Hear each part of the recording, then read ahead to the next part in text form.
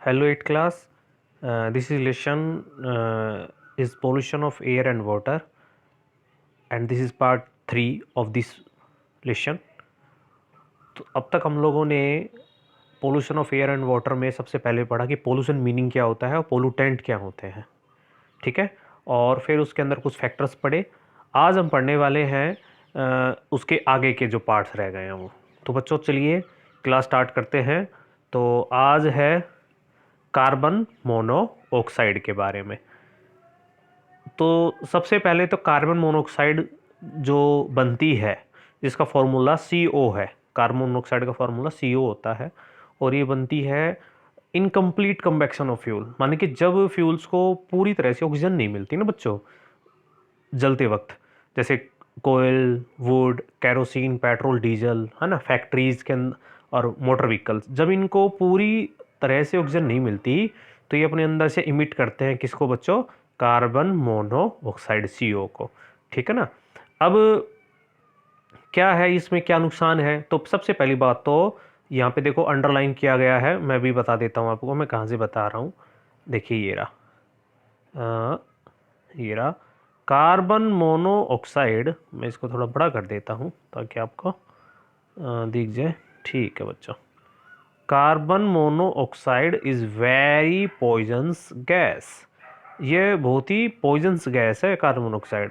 When inhaled, जब ये ली जाती है ना, तो क्या होता है, देखिए लिखता है, इसको मैं थोड़ा सा और छोटा कर देता हूँ। When inhaled carbon monoxide combined with haemoglobin of our blood and reduce oxygen carrying capacity. देखिए हमारे ब्लड के अंदर पाया जाता है हीमोग्लोबिन, जिसकी वजह से हमारा खून का रक्त क्या होता है, लाल होता है ना बच्चों। तो ये क्या करता है, कार्बन मोनोऑक्साइड क्या करता है, हीमोग्लोबिन के ऊपर अटैक कर देता है, जिससे क्या होता है कि जो ऑक्सीजन कैरियर है, जो हीमोग्लोबिन है, वो कम हो जाते हैं, वो ले नहीं जा पाते ऑक्सीजन को। और जब हमारे शरीर में ऑक्सीजन की कमी हो जाती है तो हम बेहोश की स्थिति में आ जाते हैं।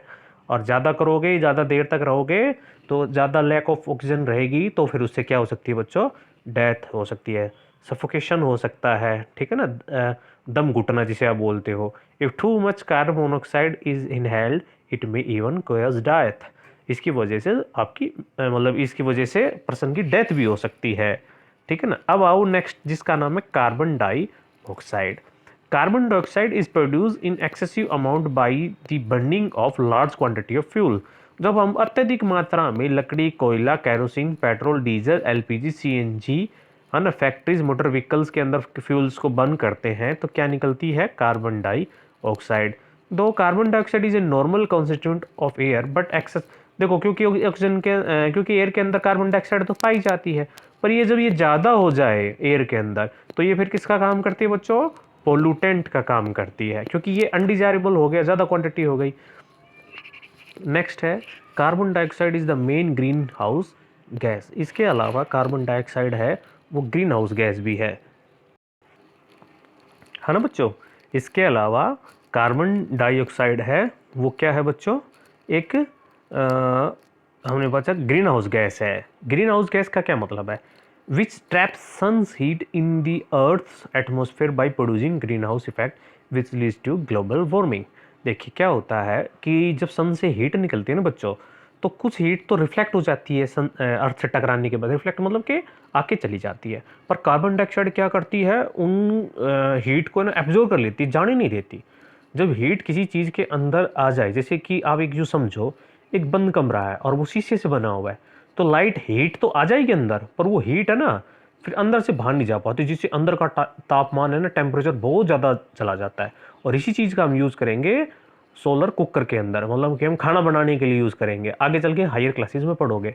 पर बेटा अब हम तो कोई अर्थ के अंदर ही रह रहे हैं, अर्थ के अंदर इतना तापमान ठीक नहीं है, क्योंकि जो बर्फ़ की जो ग्लेशियर हैं है ना, वो पिघल जाएंगे और पानी की शॉर्टेज हो जाएगी, तो इस वजह से ये ग्लोबल वार्मिंग का काज कर देती है, ठीक है ना। इस चैप्टर को हम बाद में आगे पढ़ेंगे, we will study this in detail after a while, इसके बाद ही हम पढ़ेंगे इसको। अब है क्लोरोफ्लोरोकार्बन, भाई इसको कौन नहीं जानता, CFC।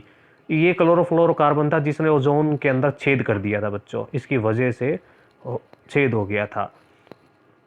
क्लोरोफ्लोरोकार्बन इसका क्यों नाम पड़ा, क्योंकि इसमें क्लोरीन होता है, फ्लोरीन होता है और कार्बन होता है, इसलिए इसका नाम क्लोरोफ्लोरो कार्बन्स ये बनता है। इसका शॉर्ट नेम CFC है। और ये निकलती है, क्लोरोफ्लोरोकार्बन कहाँ यूज़ की जाती है? रेफ्रिजरेटर के अंदर, एयर कंडीशन के अंदर, और स्प्रे नहीं होती बच्चों शादी के अंदर वगैरह के अंदर, बर्थडे के अंदर, है ना, हम लोग यूज़ करते स्प्रे, तो उसको एरोसोल स्प्रे भी बोलते हैं। तो ये इन तीनों के अंदर यूज़ होती है, रेफ्रिजरेटर के अंदर, एयर कंडीशन के अंदर और एरोसोल के अंदर, स्प्रे के अंदर।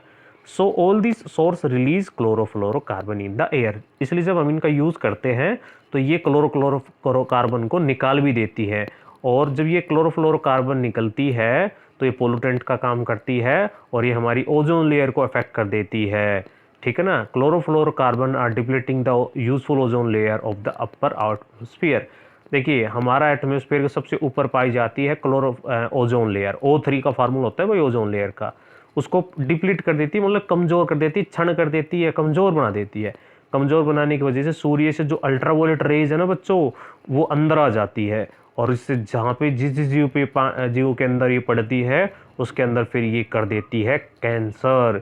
स्किन कैंसर हो जाता है, कैटरेक्ट भी हो जाता है। ये आंखों का रोग है कैटरेक्ट, है ना, मोतियाबिंद जिसे बोलते हैं। डिस्ट्रक्शन ऑफ प्लांट, वो दो को ख़त्म कर देती है, यहाँ तक कि फसलों को भी नहीं छोड़ती है। ठीक है ना। In fact, a big hole has already been made by the destruction of ozone gas in the ozone layer over the south pole of Earth. It is called ozone hole. इसको एक बार ये होल हो चुका है और इसका नाम रखा गया है ozone hole. The good news is that less harmful chemicals are now being use in place of CFC। अब हमने क्या किया है, CFC की जगह हमने कुछ और यूज़ करने लग गए इनके अंदर। पहले ये यूज़ होते थे, अब इनके ऊपर बैन लगा दिया गया है। नेक्स्ट है बच्चों SPM, जिसका फुल फॉर्म होता है सस्पेंडेड पार्टिकुलेट मैटर। तो बच्चों इसका नाम है सस्पेंडेड पार्टिकुलेट मैटर, SPM। और ये है क्या, अब इसको समझो। SPM को समझना कि किस तरह से SPM काम करता है और क्या होता है। द फाइनली डिवाइडेड सॉलिड और लिक्विड पार्टिकल्स, बहुत ही छोटे छोटे बारीक पानी के और ठोस के पार्टिकल जब वो हवा में होते हैं तो उन्हीं को हम क्या बोलते हैं, SPM, है ना। बहुत ही छोटे छोटे पार्टिकल्स सॉलिड के और लिक्विड के, है ना, जब वो हवा में सस्पेंड हो जाते, लटक जाते हैं, तो उनको क्या बोलते हैं, SPM, सस्पेंडेड पार्टिकुलेट मैटर। अब आप बोलोगे कुछ उदाहरण, तो जी डस्ट तो सबने सुनी है, स्मोक धुआं, फ्लाई एश उड़ती हुई राख, जैसे मैंने झाड़ी प्लांट बोली थी कि जब ये चिमनी चलती है तो अगले दिन सुबह खेतों में कहते हैं राख जमी हुई मिलती है, ऊपर लेयर मिलती है, ये फ्लाई एश है। अब ये सोचो, ये यदि शरीर के अंदर जाती होगी तो कितना नुकसान करती होगी। जब ये हवा में ही लटके रहे तो लॉन्ग पीरियड के अंदर, तो इसका नाम SPM पड़ जाता है, या तो वो सॉलिड हो या फिर वो लिक्विड हो। अब सुनो भाई, dust consist of टिनी particle of earth. Dust के अंदर तो क्या, तो धूल, धूल के अंदर तो छोटे छोटे रेत के अंदर बारीक कण होंगे, है ना। Dust is produce by blowing wind, जब हवा बहती है काफ़ी ज़ोर से तब डस्ट बनती है। Heavy traffic on roads, stone crush and construction activity, है ना, जैसे कि जब रोड पे गाड़ी जाए तब ये धूल उड़ती है। Dust in air spoils our cloth and reduce visibility. सही बात है, डस्ट क्या करती है बच्चों, हमारे कपड़े गंदे कर देती है और हम दूर तक नहीं देख पाते। इसका मतलब reduce visibility. Dust produce allergic reaction in human body and aggravates disease like bronchitis, है ना। इससे कईयों को एलर्जी भी होती है। Due to cover leaves of plant, अब ये क्या करती है, उड़ने के बाद क्या करती है, पत्तियों के ऊपर बैठ जाती है, जिससे फोटोसिंथेसिस, जिसमें क्या होता है कि जो प्लांट होता है वो प्रेजेंस ऑफ सनलाइट अपना भोजन बनाता है, उसको भी ये प्रिवेंट कर देता है, रोक देता है। ये तो थी डस्ट की बात। अब बात करें स्मोक की, तो स्मोक के अंदर कार्बन के छोटे छोटे पार्टिकल होते हैं, क्योंकि मैंने आपसे बताया था ना, या तो डस्ट होगी या स्मोक होगा या फ्लाई एश होगा। तो बात करें स्मोक की, तो स्मोक क्या है, कार्बन के छोटे छोटे पार्टिकल।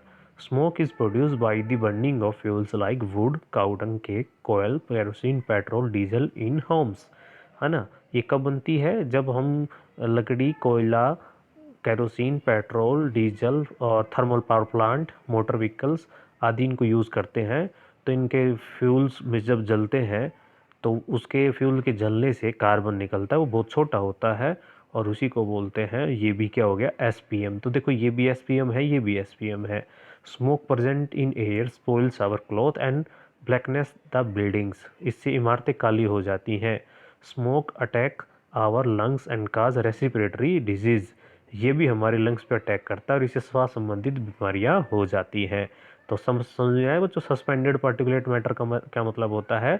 बहुत ही बिल्कुल फाइनली डिवाइडेड सॉलिड और लिक्विड पार्टिकल्स क्या कहलाए जाते हैं? एसपीएम कहलाए जाते हैं। नेक्स्ट है बच्चों द माइन्यूट एस, जो अब बात करें सी की जो बच गई है ना, जो बहुत ही बारीक पार्टिकल है, जो किससे बनी थी? कोयले के जलाने से, carried out in the air by the gases produce during burning is called fly ash. तो कोयले के जलने से जो छोटे छोटे कार्बन के पार्टिकल हैं उनको क्या बोलते हैं भाई? Fly ash. Fly ash is emitted by the chimney of coal based thermal power plant. आपने झाड़ली पावर प्लांट की चिमनी देखी होगी, जैसे उन्हीं को इसलिए ऊंचा रखा जाता है ताकि वो पार्टिकल ऊपर से ऊपर वायुमंडल में चले जाए, नीचे ना आए, ठीक है ना। Fly ash particle present in air cause irritation of the eye, इससे आँख को संबंधित इरिटेशन होने लग जाता है, स्किन प्रॉब्लम होने लग जाती है, गले में और नाक में रेस्पिरेटरी सिस्टम के अंदर भी प्रॉब्लम होने लग जाती है, ठीक है ना। तो ये थी बच्चों 3 चीज़ें जिनको हम एसपीएम के नाम से जानते हैं, सस्पेंडेड पार्टिकुलर मैटर, ठीक है ना। ये चीज़ें पढ़ी हमने। अब हम इस चीज़ से बहुत फैमिलियर हैं जिसका नाम है एसिड रेन, ठीक है ना। एसिड रेन क्या है? अम्लीय वर्षा क्या है? तो देखो बच्चों, हमने पढ़ा कि जब फॉसिल फ्यूल को बर्न किया जाता है तो उसमें से बहुत सारी हार्मफुल गैस है ना, like sulphur dioxide, nitrogen oxide हवा में चली जाती है और ये एयर को क्या कर देती है? पोल्यूट कर देती है। सल्फर डाइऑक्साइड तो पानी के साथ रिएक्ट करके एटमॉस्फेयर के अंदर सल्फ्यूरिक एसिड बनाती है, जबकि नाइट्रोजन ऑक्साइड पानी के साथ रिएक्ट करके नाइट्रिक एसिड बनाती है और ये फिर पानी में मिलके एसिड रेन बना लेते हैं। Acid rain is that rain which contains small amounts of acids form acidic gas like sulfur dioxide and nitrogen oxide present in polluted air, है ना। इसी को एसिड रेन कहते हैं। एसिड रेन वो रेन है जिसके अंदर कुछ थोड़ी सी मात्रा में एसिड होते हैं, जैसे कि सल्फर डाइऑक्साइड से बने हुए और नाइट्रोजन ऑक्साइड से बने हुए, ठीक है ना, जो कि एयर को पोल्यूट करके रखे हुए थे। Acid rain contains a very dilute solution of sulphuric acid and nitric acid. Acid rain causes great damage to living and non living things. Acid rain जिनको अम्ल वर्षा बोलते हैं, ये लिविंग को नॉन लिविंग दोनों को ही बहुत ज़्यादा डैमेज करता है। जैसे कुछ पिक्चर्स मैं आपको दिखाने वाला हूँ जिसमें आप डैमेज देख सकते हो। बच्चों ये देखिए, एक हरा भरा फॉरेस्ट था और इसका क्या हाल बना दिया एसिड रेन ने, सब पत्तियाँ जला दी। Forest is damage by acid rain. और ये देखिए दूसरा, ये है समुद्र या पानी के अंदर रहने वाली मछलियाँ, माने कि एक्वेटिक एनिमल्स, और इसमें एसिड रेन की वजह से ये मर गई हैं सारी। और बच्चों ये है स्टैच्यू जिसके ऊपर एसिड रेन पड़ के देखिए इसका क्या हाल कर दिया है, इसको ख़त्म कर दिया है ना। तो एसिड रेन देख लो इतनी पावरफुल होती है। अब आप बोलो ये कैसे हुआ, ये कैसे मर गई? तो बच्चों जैसे एसिड रेन हुआ तो पानी जो एसिड है वो इसमें पड़ गया, इससे पानी का भी एसिड लेवल बढ़ गया और पानी के एसिड बढ़ने से ये जो एनिमल्स हैं ये इस पर सर्वाइव नहीं कर पाई और ये मर गई, ठीक है बच्चों। तो ये था, देखिए इंसान की करतूत क्या है कि हमारी एक्टिविटी ने क्या कर दिया, इतने सारे एक्वेटिक एनिमल्स को ख़त्म कर दिया। और यहाँ पे देखो, मैं तो कहता हूँ जो फॉरेस्ट में यदि ट्री डैमेज हुए हैं तो कहीं ना कहीं लाइफ भी डैमेज हुई होगी, कुछ बर्ड्स की या कुछ एनिमल्स की, ठीक है ना। नेक्स्ट बच्चों, acid rain kills aquatic animals such as fishes, मैंने आपसे बताया। दूसरा, acid rain corrodes the statue building and historical monuments and damage them slowly, ये धीरे धीरे ख़त्म कर देता है। अब बहुत ही बड़ा केस जिसका नाम है ताजमहल, ये ताजमहल के लिए भी खतरनाक है। कैसे? कहता है कि ताजमहल आगरा में पड़ता है जो कि दिल्ली के नज़दीक है। इस beautiful historical monument made by pure white marble, ये पूरे सफ़ेद संगमरमर के पत्थर से बना हुआ है। The expert have warn that there all air pollution around Taj Mahal area is discolouring its white marble and also corroding it slowly. कहते हैं कि कुछ एक्सपर्ट ने ये बताया है कि एयर पोल्यूशन होने की वजह से क्या होता है कि जो वाइट मार्बल है ना ये कोरोडिड हो रहा है धीरे धीरे, मतलब कि कह सकते हो काले रंग का पड़ रहा है, इसमें दाने दाने बनते आ रहे हैं।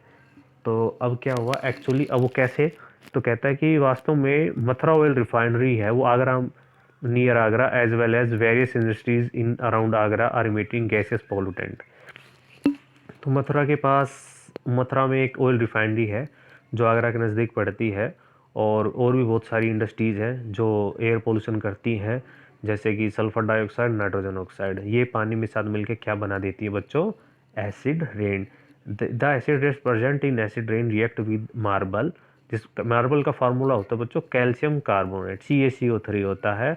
Taj Mahal moment and corroded easily, और इसके ऊपर जैसे ही पड़ता है तो ये मार्बल को कोरोडेड कर देता है ना।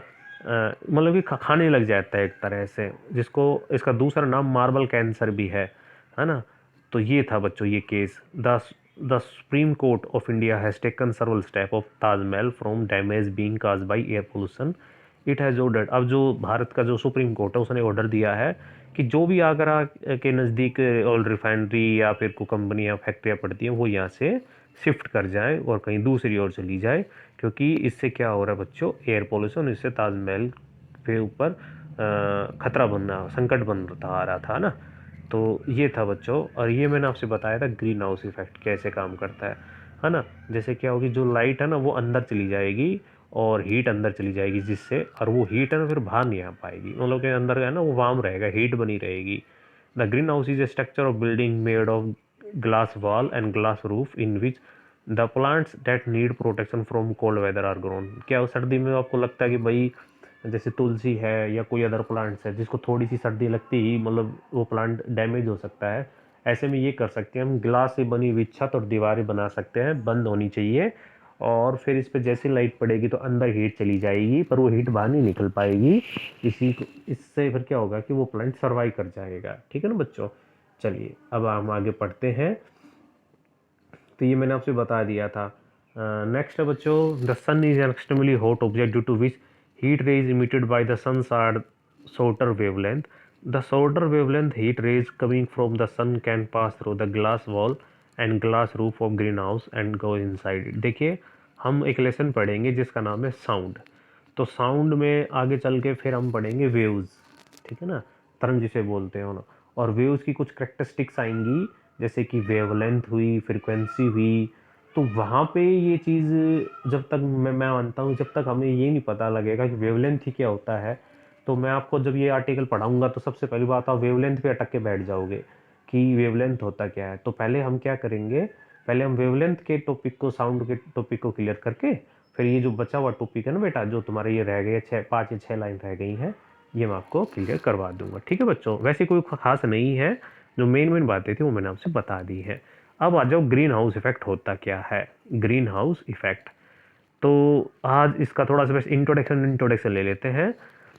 Carbon dioxide gas present in the atmosphere allows the heat of the sun to pass through it and reach the earth, but prevent the heat rays reflected from the earth surface and its object from passing out the atmosphere into space. देखो वही बात बता रहा है कि सन से निकली हुई जो हीट है वो अर्थ के अंदर आने के बाद रिफ्लेक्ट होकर अर्थ से बाहर नहीं निकल पाती, जिससे अर्थ का जो टेम्परेचर है वो बढ़ जाता है।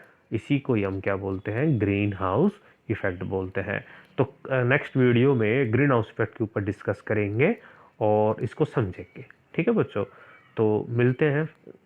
ठीक है बच्चों, एक नए पार्ट के साथ। जब तक घर पे बैठ के खूब पढ़िए। चलिए बच्चों।